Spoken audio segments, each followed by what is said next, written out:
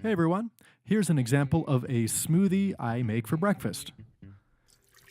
First, throw some water in your blender. I typically start with about 24 ounces, that's about 3 cups. But that's going to depend on the ingredients you put in and the consistency you like. The next ingredient, chia seeds, high in fiber, high in omega-3s and antioxidants. Cranberries, very high in antioxidants, as well as vitamins C and E. Blueberries, antioxidants, high in potassium and high in vitamin C and K. Banana for sweetness, texture, fiber, and potassium. Ginger. I find a spoon works best to get the peel off. Just choke up on that spoon and the skin actually comes off pretty easy, provided that the ginger is fairly fresh. Ginger is great for preventing motion sickness. It's anti-inflammatory and has some anti-cancer effects. So super beneficial and adds a little bit of warmth and spice to the smoothie.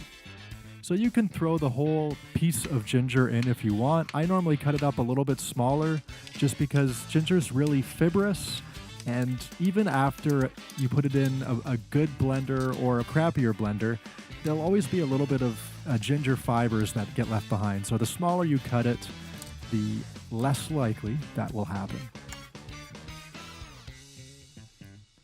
Next up is the avocado, one of my favorites. The best way I've found to use an avocado is just cut it like so. You can get rid of that stem piece at any point. Watch your hand here for sure. I actually suggest you don't hold your hand underneath while you're coming down with the knife to get rid of that seed. And if it's ripe, you can just take a spoon and come in underneath it. It's actually quite easy. And try to get really close to that skin so you don't leave any to waste. Typically, I use a half avocado, sometimes a whole, and that all depends on the size of it and also the other ingredients involved. I'm going to add in some mixed greens here. You can add some spinach or arugula or kale or even things like broccoli or cauliflower if you want, but I think mixed greens or spinach are typically your best go-tos initially because they're the mildest and you're not going to taste them as much. And now it's time to blend it all up. I keep my hand on the top lid just to prevent it from getting blown off due to the pressure on the inside. And this runs for about 60 seconds. It is a preset on this blender.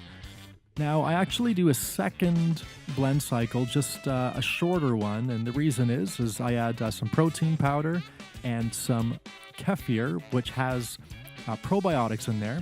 Kefir is a lot like yogurt, but I make it at home, and I use some things called kefir grains. I'm going to write about it soon enough.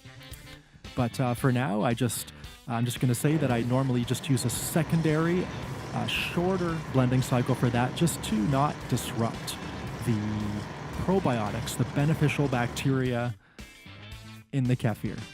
I've actually since read that it's probably not necessary, so you don't even have to do that if you don't want. So now it's all done.